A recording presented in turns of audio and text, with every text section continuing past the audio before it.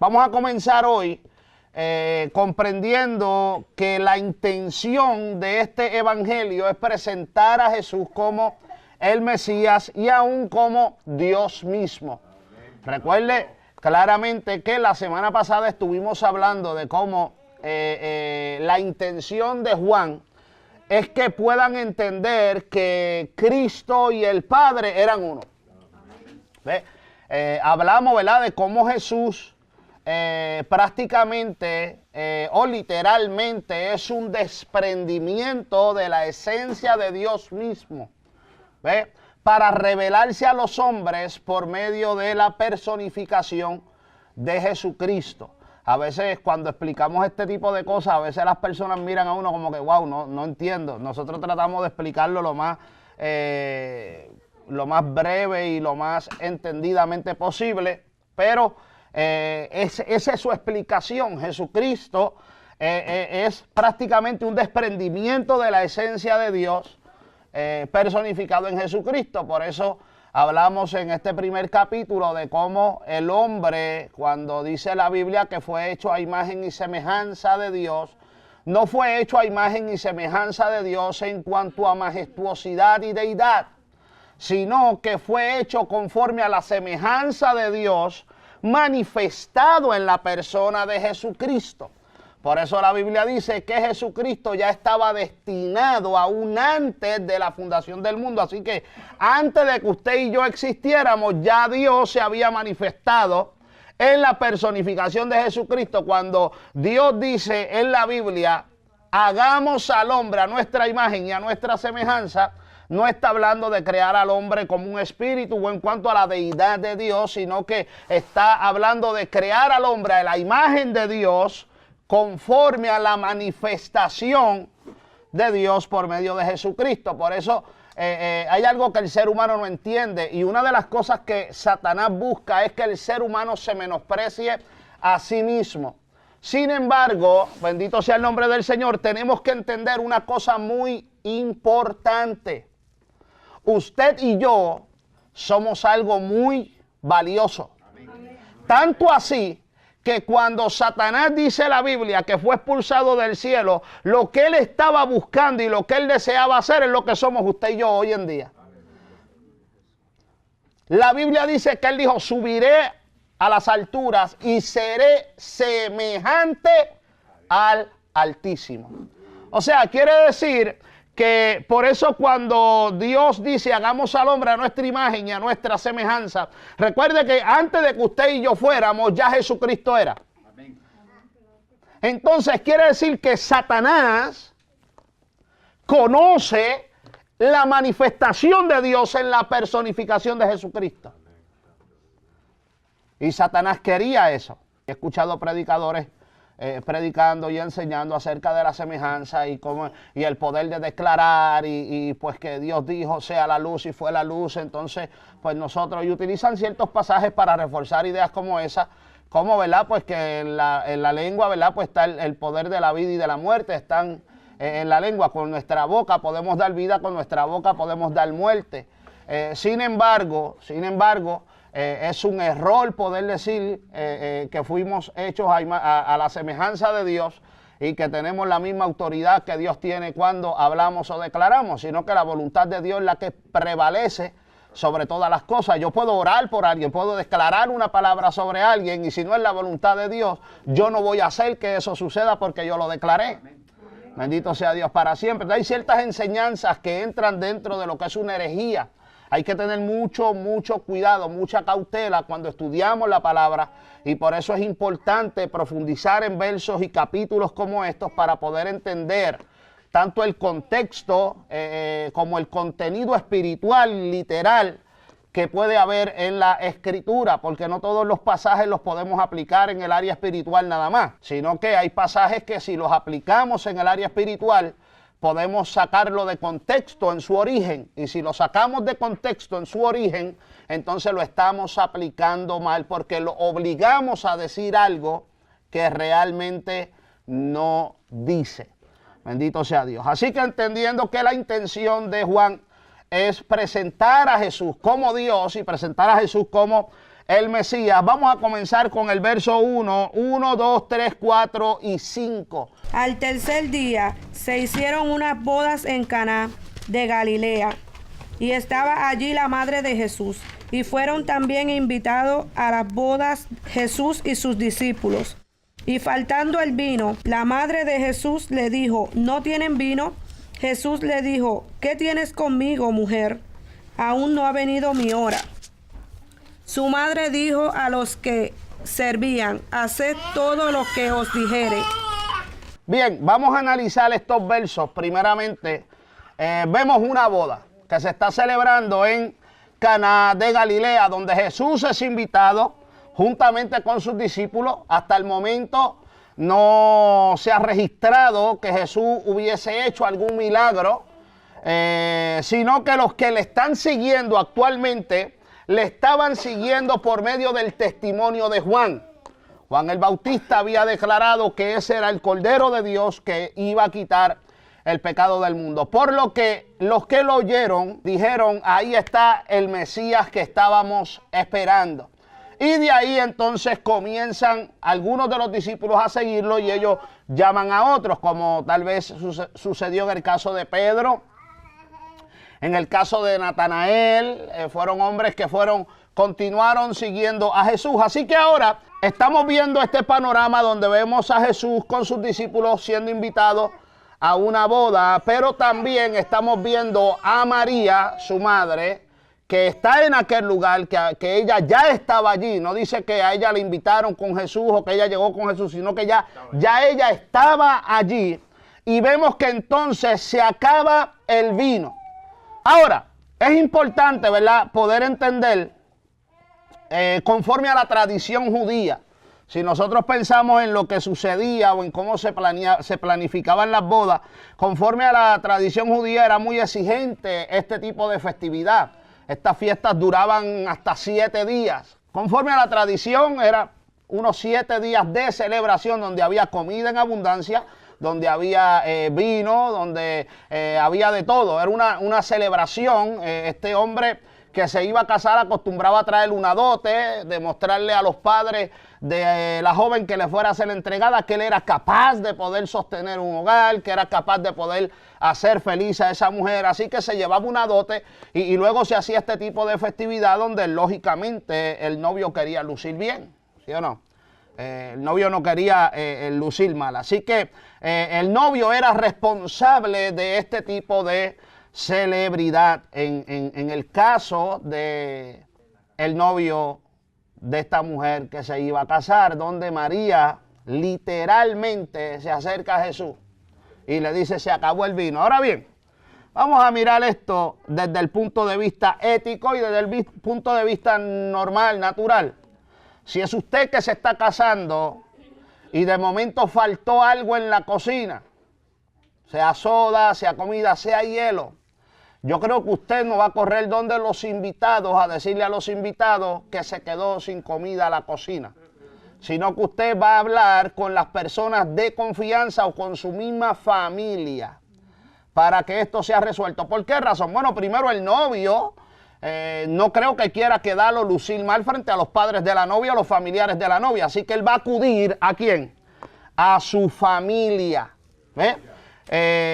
Siendo así, ¿verdad?, hay que entender, ¿verdad?, que de alguna manera los teólogos piensan o afirman que María muy probablemente era familia del novio, era pariente del novio. ¿Por qué razón? Bueno, por la cercanía. O sea, María está allí, ella nos invitaron a Jesús, invitaron a los discípulos, pero ya María estaba allí. Cuando se acaba el vino, María tiene una información que eso es noticia caliente, acabado de recibir. Esto no se puede divulgar, pero la información llega donde María. Así que entonces estamos viendo a María en medio de un aprieto, ¿sí o no? En medio de un aprieto, un momento difícil, y creo que ella está pensando: este problema puede ser resuelto.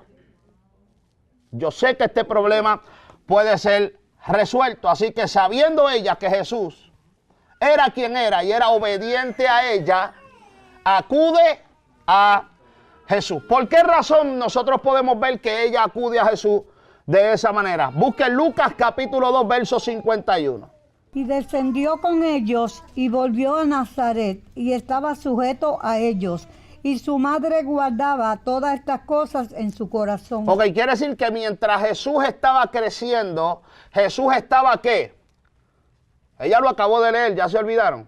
Sujeto. ¿Qué significa eso?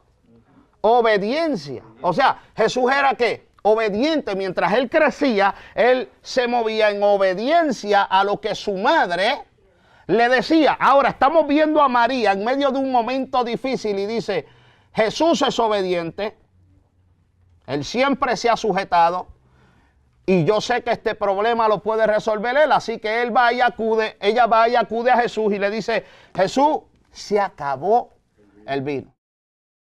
No hay vino. Gloria a Dios para siempre. Así que es curioso, ¿verdad? Esto, porque cuando María viene, según el verso 5, de los que leímos, dale lectura otra vez, hermana, para que lo retomemos, el verso 5. Su madre dijo a los que servían. Escuche eso bien, su madre dijo a los que servían, todavía ella no había ido a donde Jesús, pero ya le dijo a los que servían. Vamos a ponerlo desde este punto de vista. María, hay problemas, ¿qué pasó? Se acabó el vino, estoy aquí abochornado, no sé qué hacer, se me cayó todo. Tú sabes que tú eres mi prima, o tú eres aquello, lo otro, yo no sé cómo podemos resolver esto. No quiero que se enteren los padres de la novia porque se me va a caer todo. Esto es una vergüenza. Y ella le dijo, tranquilo, yo me encargo de esto, que yo tengo una carta debajo de la manga. Y cogió y llamó, y rápido llamó a los que servían y le dijo, vénganse, que esto está resuelto. Y fue donde Jesús. Ahora miren este panorama. Ella llama con una seguridad impresionante y va donde Jesús y le dice, Jesús, no hay vino. Entonces, los católicos creen que María puede interceder por nosotros como madre, siendo, ¿verdad?, humanamente hablando, se oye bien. ¿Cuántos dicen amén? Vamos a mirarlo desde este punto de vista. Si usted desea obtener algo de mí, de mi persona, y usted dice, yo necesito acercarme al pastor, pero la mamá del pastor yo creo que puede ser un poco más, convencerlo de una manera más sutil. Entonces usted habla con mi mamá y le dice, señora, yo esto me gustaría, usted me ayuda, me gustaría que el pastor me ayudara en esto. Entonces, como que muchas personas creen que pueden tener un mejor resultado a través de esa intercesión, ¿sí o no? Si usted quisiera obtener algo de alguien, acudir a su madre sería un punto. Si usted quiere hablar con el presidente y pedirle al presidente una casa regalada, digo una casa regalada porque a lo mejor para el presidente eso es fácil. A mí usted me pide una casa regalada y yo lo miro y le digo, ¿por qué no me la regala usted a mí? Pero a lo mejor para el presidente es más fácil. Pero entonces, ¿verdad? Esto, si yo soy amigo de la mamá del presidente, yo le digo a ella, háblate con tu hijo, el hombre tiene el control. Háblate con él. Entonces los católicos piensan que pueden hablarle a María. Por eso ellos cogen y le oran a María pensando que María puede interceder por ellos. Mire esto porque es curioso, porque tenemos que ver el panorama literalmente como es. María viene con una seguridad de que Jesús está sujeto a ella. Y le dice, no hay vino. O sea, en otras palabras, resuélveme este problema. Y Jesús le dice, ¿qué tienes conmigo, mujer? Qué lindo es el Señor. ¿Qué tienes conmigo, mujer? Escuche bien, ese verso es muy importante. Jesús le dijo en el verso 4, ¿qué tienes conmigo, mujer? Aún no ha venido mi hora. Entonces, tenemos que comprender unas cosas. Y es que esa expresión, mujer, no le dijo mami, ni le dijo madre, no le dijo mujer. Pero la expresión mujer, que proviene de una palabra en griego, pero no tiene mucho sentido que yo trate de hablar griego aquí cuando el inglés me sale raro y el español también. Pero en su significado, esa palabra que viene traducida del griego, mujer, es utilizada en un contexto de mucho respeto. Así que estamos viendo a Jesús muy educadamente, que lo que le está diciendo a esta mujer al frente de todas estas personas que están viendo ahora el Mesías, el que fue bautizado y quien Juan declaró, he aquí el Cordero de Dios que quita el pecado del mundo, ahora lo estamos viendo frente a una nube de testigos. Había un grupo y vemos a la mujer, madre de él, ese instrumento que Dios utilizó, que viene a ejercer una autoridad sobre él. y le dice, el vino se acabó. Y él le dice, ¿qué tienes conmigo, mujer? Aún no ha venido mi hora. Entonces esa expresión de ¿qué tienes conmigo? Es una expresión que no ha sido o que no es ajena ni en el Antiguo Testamento, ni tampoco en el Nuevo Testamento. Por ejemplo, cuando el endemoniado uno de los endemoniados que se tira y clama a Jesús y le dice, ¿qué tienes conmigo, Jesús Nazareno? En otras palabras, esa expresión lo que denota es que hay una división, que no existe una relación entre ambos. Crea una separación, una división. Así que cuando María viene a exigirle a Jesús que se mueva, tal vez en obediencia a ella o bajo su influencia, la respuesta de Jesús lo que está diciendo es, tú no tienes ninguna autoridad sobre mí. Ella está marcando un punto de cambio, porque Jesús ahora está iniciando su ministerio y llegó el momento en el que ahora Él no le va a rendir obediencia, sino únicamente al Padre. Entonces la expresión de Jesús es intensa cuando le dice entonces a él, ¿qué tienes conmigo, mujer? Aún no ha llegado mi hora. En otras palabras le está diciendo, primero, que esto no es mi problema. Si el vino se acabó o no se acabó, eso no es mi problema. Yo no estoy aquí para estar bregando con ese tipo de situaciones. ¿Qué tienes conmigo? Porque ¿quién eres tú para que me vengas a hablar a mí con esa autoridad de qué es lo que yo tengo que hacer? Porque esto desmiente totalmente la doctrina católica y no estamos aquí tratando de tirarle a la iglesia católica, sino estamos hablando de algo doctrinal, o sea, algo que separa al hombre de Dios. ¿Por qué? Porque hay solamente un intermediario entre Dios y los hombres. Entonces, cuando ellos tratan de utilizar un verso como esto, lo que sucedió en las bodas de Caná no fue por la influencia de María. No fue porque ella vino y le dijo a Jesús, no, aún la respuesta de Jesús es clara cuando le dice, ¿qué tienes conmigo, mujer? Aún no ha venido mi hora. Tú no eres nadie para decirme a mí lo que yo tengo que hacer. Tú no tienes ningún tipo de autoridad sobre mí. Ahora, lo lindo de esto, bendito sea el nombre del Señor, es que María sabe comprender y sabe entender qué es lo que está sucediendo. Fíjense que María comprendió que ella no tenía autoridad sobre él. Entonces, lo que ella hace es que delega en Jesús el problema. Se lo deja totalmente a él, entonces el problema. Fíjense lo curioso de esto, que en el verso 5 ella dice, dice la Biblia, ¿verdad? Que ella le dijo a los sirvientes, hagan todo lo que él diga. Haced todo lo que os dijere. Si nosotros nos vamos a la Biblia en el libro de Génesis capítulo 41, verso 55, alguien que lo busque rapidito, de lo más rápido que busca por ahí. Génesis está tan difícil de encontrar como cierra la Biblia y ábrela. 41, capítulo 41, verso 55. Esto trata de cuando José estaba en Egipto y sale de la cárcel y queda bajo la autoridad solamente de Faraón. Dale lectura. Amén. Cuando se sintió el hambre en toda la tierra de Egipto, el pueblo clamó a Faraón por pan. Y dijo Faraón a todos los egipcios, id a José y haced lo que él os dijere. Ok, mire eso que interesante. Es la misma expresión que entonces utiliza María con Jesús. La misma expresión. ¿Qué es lo que están haciendo?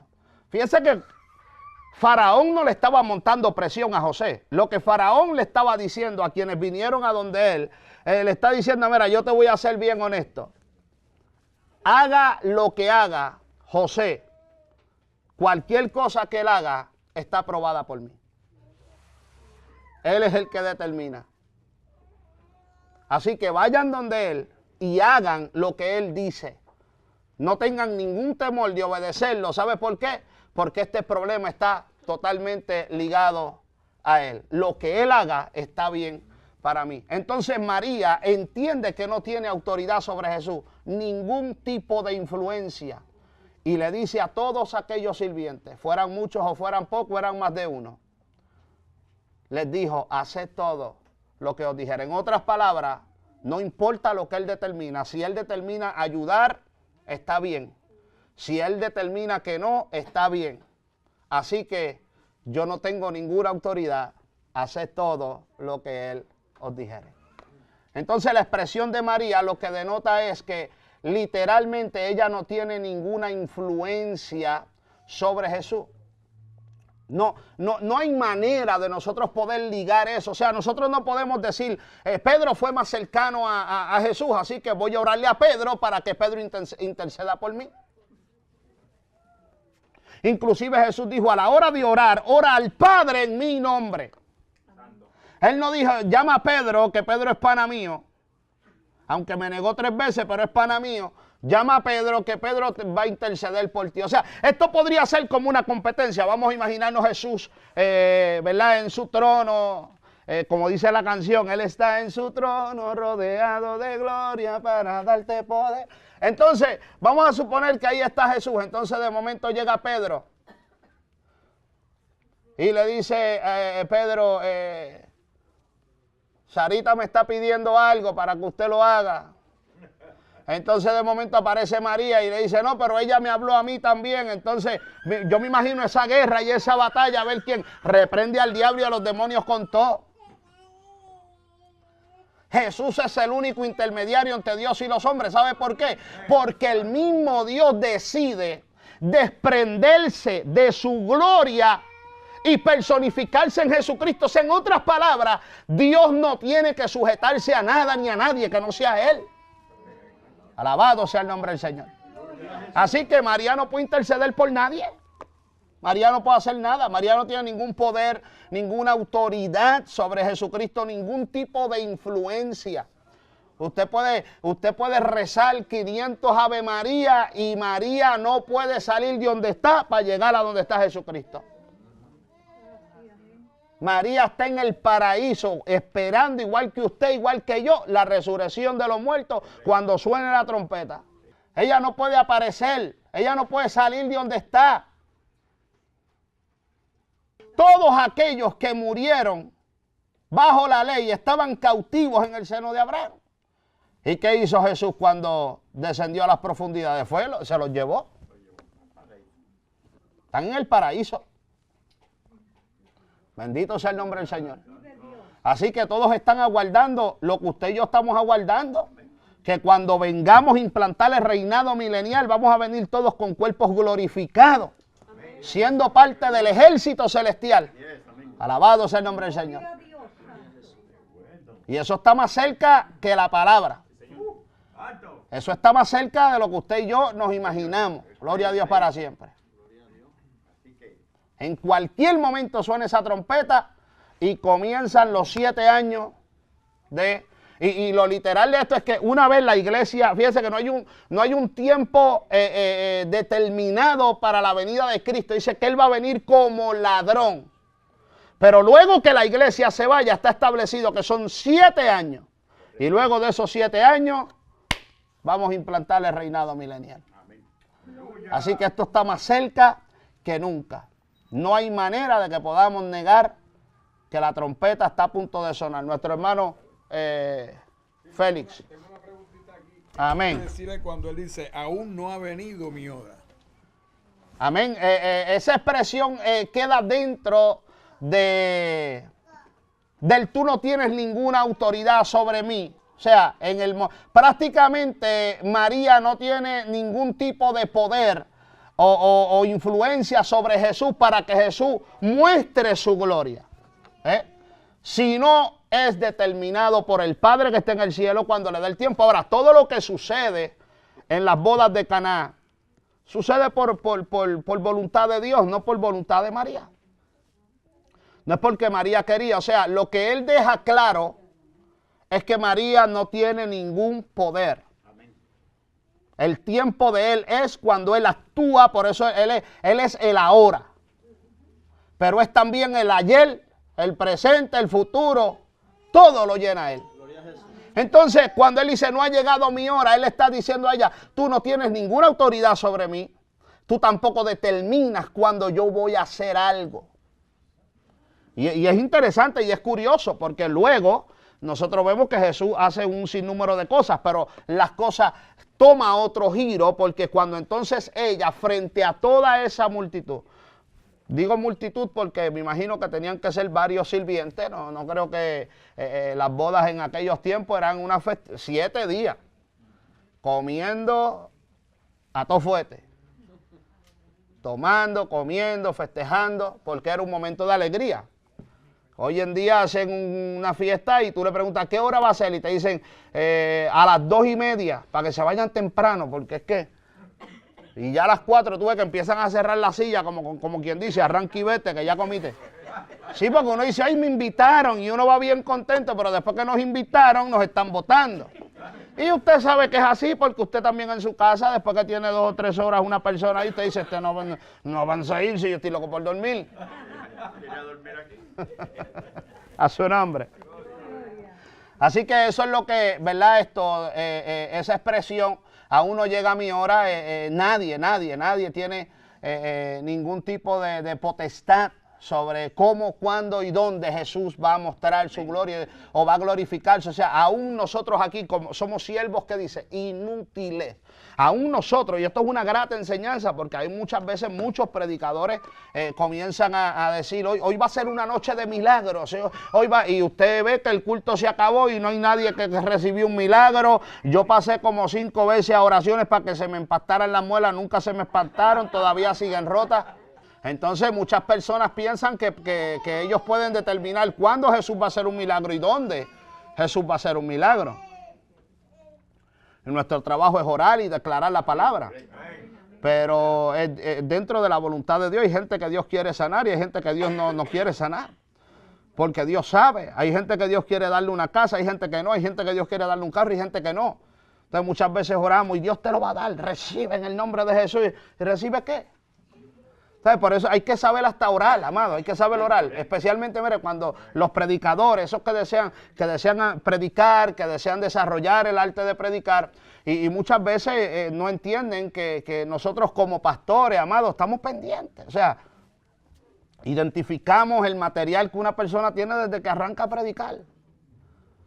Sabemos cuando una persona tiene realmente esencia, cuando tiene unción, cuando viene con un mensaje monótono, aprendido, grabado, memorizado, sin unción, sin respaldo de Dios. Y también sabemos cuando lo que están hablando es basofia y declarando palabras que nunca se van a cumplir. Pues, ¿sabes? Le damos una oportunidad, después no los volvemos a dar otra oportunidad. No hay por qué humillar, no hay por qué hacer un drama, no hay por... El que es maduro y no hay que hacer tanto drama ni tanto show. Para eso le damos clase a la iglesia, para que aprenda, para que cuando venga un predicador, usted puede identificar y decir, esto no me convenció, pero yo lo desecho, no tengo que hacer un drama por eso. No tengo que pararme a mitad de culto y faltarle respeto al predicador y que se forme un caos y otros sean heridos porque quedan confundidos. No, amado, eso es una ignorancia. Hay gente que se para en medio de un culto y crean un caos y luego entonces la mitad de la iglesia se fue confundida y gente dice, yo no quiero volver para la iglesia. Hay que ser maduro, hay que saber qué desechar y qué realmente recibir y qué realmente nos va a edificar. Para eso hacemos este tipo de cosas. Así que entendemos y descartamos totalmente esa doctrina que nos enseña que María puede interceder por nosotros. María no es una intercesora. Solamente hay un intermediario entre Dios y los hombres, Jesucristo, hombre. Amén. Dani. Pregunta que hizo el hermano, ¿verdad? Que cuando él le dice no ha llegado mi hora, ¿se podría relacionar también con que ya ella quizá, ¿verdad? Según no está en la Biblia, quizás sabía que él sí tenía el poder, porque sabía quién era Jesús, pero quizá había visto algo parecido en el pasado, que sabía que Jesús, me imagino que él habrá llegado, él habrá logrado resolver algo similar y por eso se sintió con la autoridad de volver a pedirle, me imagino yo, porque no creo que de la nada así. Tenemos que entender una cosa, María, inclusive el versículo dice que ella guardaba todas esas cosas en su corazón. Él mantenía una sujeción, una obediencia a sus padres, pero María guardaba todo eso en su corazón. Inclusive el verso continúa diciendo que él crecía en sabiduría, en conocimiento. Entonces era un chico impresionante.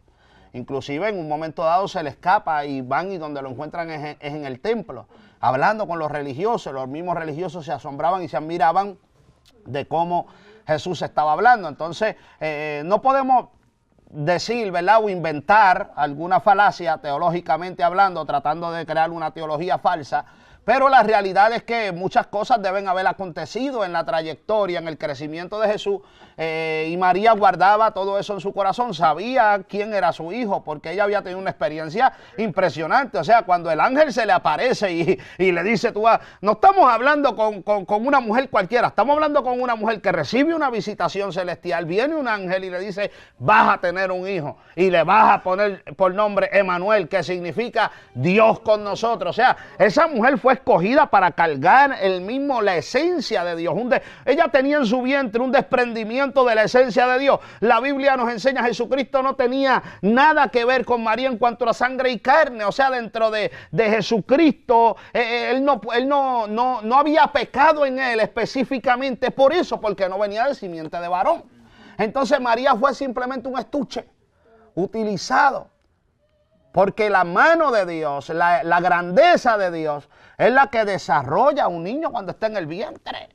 Él le dijo a Jeremías, yo te conocí antes que tú te formases en el vientre de tu madre. Entonces es lindo, no sabemos las cosas que María puede haber visto, cosas impresionantes. En una ocasión un muchacho me dijo, porque Jesús resucitaba a los pajaritos, y esa parte, ¿por qué la sacaron de la Biblia?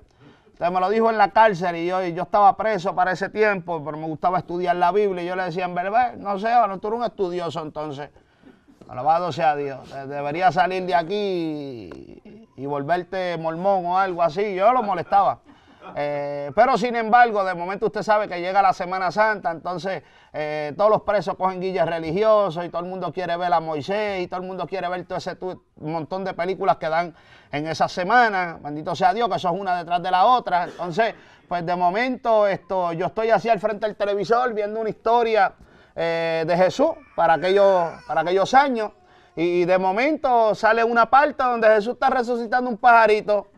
Yo lo empecé a llamar y le dije, mira, ven acá. Y él salió de allá de la celda, dímelo. Y yo le dije, mira, tú lo que eres un fantasma, tú no sabes Biblia nada, eso es que tú te pasas viendo estas películas en Viernes Santo. Acabo yo de ver la escena ahí que Jesús que resucitó. Eso es película, chico.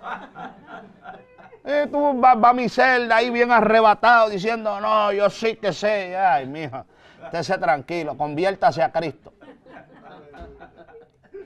Pero qué cosas pasaron en el desarrollo de Jesús no lo sabemos. Solamente la Biblia dice que Jesús se mantenía sujeto, lo que significa que era obediente, que si su mamá le decía brinca, él brincaba, si su mamá le decía tengo este problema, él trataba de resolverlo. Era un niño obediente, así que María entiende que el problema podía ser resuelto y que Jesús podía resolverlo, así que acude a él con ese tono autoritario de tú siempre te has mantenido sujeto a mí, así que yo necesito que operes a mi favor ahora. Ahora Jesús deja claro, porque recuerden que aquí en este libro específicamente todo el contenido apunta a presentar a Jesús como el mismo Dios. Entonces Juan está atacando toda la herejía, toda la apostasía que podía estar manifestándose en aquellos tiempos, que él está viendo, y él está tratando de atacarla por medio de lo que él está narrando. Así que ahí totalmente descartamos que María podía ser una intercesora entre Dios y los hombres. Gloria a Dios para siempre. Si usted le ha estado rezando a María, desde hoy empiece hablarle al Padre en el nombre de Jesucristo.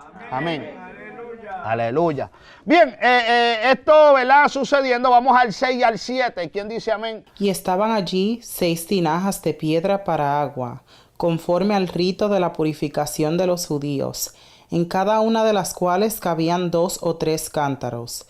Jesús les dijo, llenad estas tinajas de agua, y las llenaron hasta arriba. Ok, quiere decir que cuando ella renuncia a su autoridad, reconociendo que ahora quien está hablando no es aquel niño que se sujetaba a ella, sino el Mesías. Esto es poderoso, ya mismo vamos a desatar algo aquí terrible. Cuando ella entiende eso y dice, ok, hagan lo que él dice. Olvídate, este problema está en las manos de él. Lo que él determine, eso se va a hacer. La autoridad es de él. Entonces, en medio de eso, ahora Jesús comienza a actuar, pero no bajo presión. Jesús no comienza a actuar ahora ni por presión, ni por obligación, ni por seducción. No. Ahora Él va a actuar, pero totalmente movido por la voluntad del Padre. Ya Jesús, en ese momento Jesús dejó claro, María, hasta aquí llegamos. Yo sé que tú has sido mi madre, yo sé que tú vas a sufrir mucho con todo lo que va a acontecer, pero hasta aquí tú ejerces autoridad sobre mí. Se acabó. Ahora yo me muevo solamente por la voluntad de mi Padre. Juan capítulo 6, versos 37 y 38. ¿Quién dice yo? Os he dicho que aunque me habéis visto, no creéis. Todo lo que el Padre me da, vendrá a mí.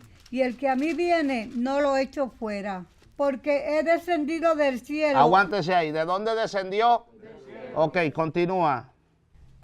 Para hacer mi voluntad. No, repítalo no otra vez. hacer mi voluntad. Ok, ahora sí me gustó. Sino la voluntad del que me envió. Ok, ahora Jesús estamos viendo cómo declara una vez Él corta esa autoridad que María podía ejercer sobre Él. Entonces Él dice, no. Ahora yo no me muevo por voluntad propia, sino que yo me muevo por la voluntad del que me envió. Yo no vine a hacer, yo descendí del cielo no para hacer mi voluntad. O sea, en otras palabras, yo no me manifesté en la persona de Jesucristo para ceder a la mundanalidad o carnalidad del ser humano, sino que me encarné en Jesucristo para cumplir con mi propia voluntad. Bendito sea el nombre del Señor. Esto es terrible, porque ahora vemos que Jesús no se mueve por intervención de María ni por su intervención, pero Jesús ahora se mueve por la voluntad del Padre. Entonces, mire qué curioso, porque ahora entonces sí va a actuar. O sea, quiere decir que Dios quería hacer algo en medio de aquellas bodas. Hello. O sea, estaba dentro del plan de Dios, pero cuando María vino a ejercer la autoridad, él dijo, todavía no es mi hora. O sea, en otras palabras, no es el tiempo. O sea, ya tú no ejerces autoridad sobre mí. Ahora yo me muevo por voluntad de mi Padre. Y ahí viene la señal de Dios. Actúa. Y Él dice, ok, ahí hay unas cuantas tinajas, llénelas de agua. Pero mire lo curioso, porque hay una expresión muy interesante en estos versos. Dice que las tinajas que estaban allí eran tinajas conforme a ¿qué? El verso 6 y 7, ¿verdad? Dice que estaban allí tinajas de piedra, ¿para qué? Conforme al rito de la purificación de los judíos. Gloria a Dios para siempre. Marcos capítulo 7, verso 1. Quiero que usted pueda entender qué eran aquellas tinajas que estaban allí conforme a los ritos de los judíos. Marcos 7, 1. ¿Quién dijo amén por ahí? Denle lectura. Hoy ellas van a ser las lectoras de hoy. Amén. 7:1 de hora. Se juntaron a Jesús los fariseos y algunos de los escribas que habían venido de Jerusalén. Sigue. Los cuales, viendo a algunos de los discípulos de Jesús comer pan con manos inmundas, esto es, no lavadas, los condenaban. ¿Por qué? Porque los fariseos y todos los judíos, aferrándose a la tradición. Aguántate ahí, ¿aferrándose a qué? A la tradición. Así que esas tinajas que estaban allí porque ellos tienen que una tradición. Había una razón por la que esas tinajas estaban allí. Continúa. La tradición de los ancianos. Si muchas veces no se lavan las manos, no comen. Ok, así que Jesús está diciendo, llenen, más o menos, pues me imagino que aquellas tinajas no estaban totalmente vacías. Aquellas tinajas estaban allí, Jesús dice, llénenlas completas hasta arriba. Y le dice a los sirvientes, llénenlas. Y ellos me imagino que están diciendo, ok, pero esas tinajas están ahí. Porque ahí es donde todo este combo de gente que está aquí se está lavando las manos desde que llegó. Porque conforme a los rituales y conforme a la tradición se lavaban las manos mucho. Entonces esas tinajas eran... Vamos a decir que cogían el agua así, pues metían la mano allá adentro, metían un vaso, lo que fuera. Ahora vamos a verlo desde este punto de vista. Jesús le dice, llenen esas vasijas ahí. Y ellos, yo me imagino que se están preguntando, ok, vamos a llenar las vasijas, pero si se acabó el vino, ¿por qué este me dice ahora que llene las vasijas? Entonces ellos comienzan a llenar las vasijas, las llenaron hasta arriba. Luego, que las llenan, ¿verdad? Porque yo me imagino que ellos se preguntaban, no sé para qué, pero se pone mejor. El verso 8. Dice, entonces les dijo, sacad ahora y llevadlo al maestresala. Y se lo llevaron. Ok, quiere decir que ahora, después que llenan eso, Jesús le dice, ok, llévalo al maestresala. O sea, el que está a cargo de que todo salga bien, a quien le pagaron para que trajera empleados, para que coordinara la fiesta. O sea, tú le estás diciendo a un sirviente, ve donde tu jefe ahora, con el agua de lavarse las manos y que yo se lo lleve. O sea, ¿por qué mejor no le hiciste caso a María? Y me pones a mí en esta situación.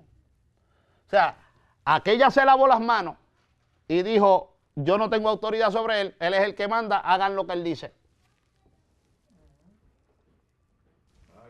Ahora, para que estos hombres se atrevieran a llevar esa agua, yo creo que usted entiende una cosa clara.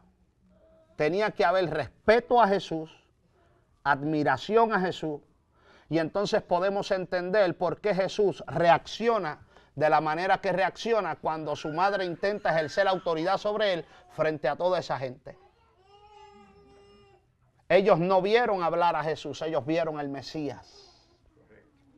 Y cuando el Mesías les dice, llenen eso de agua, ellos están peleando con dos cosas. Todo lo que han escuchado, porque la fe viene por el oír y el oír por la palabra. Jesús todavía no ha hecho ningún milagro. Pero se ha rumorado que Juan el Bautista dijo claramente cuando lo bautizaba, he aquí el Cordero de Dios que quita el pecado del mundo. Entonces estamos viendo hombres luchando con ¿qué? Con todo lo que habían oído y con lo que estaban viendo. Entonces es curioso porque tú estás peleando con lo que tú has oído que desata fe o provoca fe o desarrolla fe. Pero la realidad que estás viendo es otra. Este hombre me está diciendo que yo coja agua de la que se lavan las manos y se la lleve al jefe. Me van a votar. Pero ellos no creyeron. Y es curioso porque lo interesante de esto es que en ningún momento se habla cuando el agua se convirtió en vino. No sabemos en qué momento sucedió ese milagro. Ellos llenaron las tinajas de agua y él le dice, ahora saca y llévala. Y ellos cogen el agua para llevarla porque creyeron en lo que oyeron y no por lo que estaban viendo. Entonces mira lo interesante de esto, y es que esto es chulo, gloria a Dios para siempre.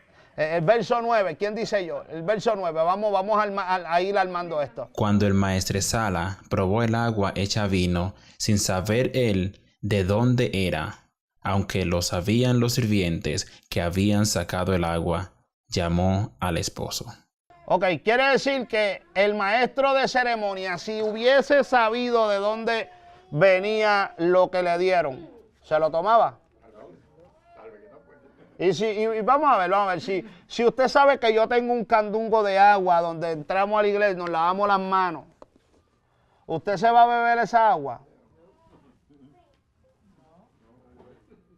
Entonces, mire lo interesante de esto, lo que es moverse. Esto, ahora vamos a llevarlo al punto espiritual, literalmente, no, porque no lo sacamos de su contexto original. Nosotros como seres humanos, nosotros muchas veces somos confrontados con lo que nuestros ojos ven. Pero la palabra que nosotros estudiamos, la palabra que nosotros escuchamos, genera en nosotros la fe de poder enfrentar cosas que a veces pensamos que no podemos enfrentar, pero las enfrentamos por la fe. Entonces, cuando nos movemos por lo que creemos y por lo que oímos de su palabra, y nos movemos en fe, yo te aseguro una cosa: nunca el Señor te va a dejar en vergüenza. Nunca. Estos hombres están entre la espada y la pared. Tengo agua para llevarle al maestresala. Pero cuando se la entregan, bendito sea el nombre del Señor, y la toma sin saber de dónde venía, pero ellos sabían. Ahora, ¿quiénes fueron impactados? Los sirvientes recibieron el primer impacto. Gloria al Señor. Cuando el verso 10, 11 y 12, escuche lo que dice, los voy a leer yo. Y le dijo, todo hombre sirve, porque él buscó el novio, y le dijo, todo hombre sirve primero el buen vino. Y cuando ya la gente está medio bebida, ¿verdad? Pues entonces él trae el inferior. En otras palabras, todo el mundo da el vino caro al principio, luego que la gente ya entraron un poquito y están contentos, le da el vino barato. Y así se economizan un peso. Pero él dice, tú has guardado, has reservado el buen vino hasta ahora. Aquellos hombres saben, pero si yo lo que te di fue el agua donde todo el mundo se ha lavado las manos. Es que es la esencia de Dios, es lo que es movernos en obediencia. O sea, en otras palabras, vamos a mirarlo desde este punto de vista. Yo quiero, amén, porque me gusta vivir la palabra y me gusta mirarme en el espejo de la palabra. O sea, cuando yo digo, Dios me ha permitido liderar, pastorear, liderar un pueblo. Y yo digo, Señor, yo salí de la cárcel hace 13 años. 13 años, salí de la cárcel hace 13 años. Cuando en mi adolescencia pensé que el mundo era una película. Pensaba que la vida era como una película y usted sabe que en las películas usted cae preso y luego sale por arriba un titulito que dice 8 años más tarde. Y la persona sale y uno dice, oye, esa es la sentencia más rápida que se hace. Eso es película. Cuando tú entras y te dan 10 años, no va a salir el subtítulo que dice 10 años más tarde. Cada año ahí tú lo vas a ver, lo vas a sentir. Pero como yo me creía que todo era una película, gloria a Dios, destruía mi vida. Sin embargo, Dios, salgo de la cárcel, me pongo en las manos de Dios y me siento como una tinaja llena de agua donde todo el mundo se lava las manos. Sin embargo, tal vez muchas personas mirarán este lugar y dirán 1000 pies cuadrados, pone paredes para hacer un salón de niños. ¿Qué de atractivo tendrá esa iglesia? Gloria a Dios para siempre. Para mí tiene todo el atractivo del mundo porque yo siento que es un perfecto vino, que es el mejor vino que se puede haber servido. ¿Sabe por qué? Porque esto lo hizo el Señor, no lo hice yo. Es la gloria de Dios manifestada a través de lo que estamos haciendo y le doy la gloria a Dios por eso. Porque yo no lo merecía, yo no tenía la preparación, gloria. Sin embargo, en el camino Dios comenzó a trabajar, Dios comenzó a moldear, Dios comenzó a llevarme a conocer su palabra, a hacer que yo me interesara por tener experiencia, por tener conocimiento. Entonces todo ha sido una bendición. Entonces, cuando nos movemos creyéndole a Dios, vemos a Dios moverse de una manera impresionante. Estos hombres deben haber quedado impresionados. Yo me imagino que sí, claro, él llamó al hombre y le agradeció, pero yo me imagino que aquellos sirvientes también estuvieron muy contentos de ver el maestresala, el jefe. Yo estoy seguro que a usted le gusta hacer sentir bien a su jefe en el trabajo. Usted no quiere que su jefe se quede, podríamos utilizar la palabra decepcionado. Ninguna persona en su trabajo quisiera decepcionar a su jefe. Entonces, qué lindo, ¿verdad? Cuando tú ves el jefe contento. Y yo me imagino que aquellos hombres dijeron, wow, esta boda estaba a punto de ser un desastre, una humillación. Este hombre que va a desposar a esta mujer y lleva varios días de celebración y ya se quedó sin vino. ¿Qué van a pensar? Que es un falso, que se estaba escondiendo detrás de una dote, pero realmente no tiene la capacidad de poder tan siquiera dirigir una fiesta. ¿Cuánto más va a poder mantener una muchacha, hacerla feliz, darle todo lo que necesita? ¿Cómo iba a quedar aquel hombre frente a los familiares de aquella joven que se iba a casar con él? Y aquellos sirvientes estaban viendo la gloria de Dios manifestándose por medio de Jesucristo. Alabado sea el nombre del Señor. Qué lindo es Dios. Así que es curioso, ¿verdad? Porque el maestro de ceremonia, luego de haber hablado al novio, gloria a Dios, en el verso 10, 11 y 12, dice que, ¿verdad?, todo hombre sirve primero el buen vino, repito el verso, y cuando ya han bebido mucho, entonces el inferior, mas tú has reservado el buen vino hasta ahora. Entonces dice que este principio de señales hizo Jesús en Caná de Galilea y manifestó su gloria, y sus discípulos creyeron en él. Después de esto descendieron a Capernaum, él, su madre, sus hermanos y sus discípulos, y estuvieron allí no muchos días. Entonces aquí vemos que todo lo que sucedió aconteció para que él comenzara a manifestar su gloria. Amén. Amén. Así que él bajo ningún concepto hizo lo que hizo bajo la influencia de María. No fue María la que intervino y lo llevó a que él actuara a favor de ellos. No fue María, fue la voluntad de Dios. Amén.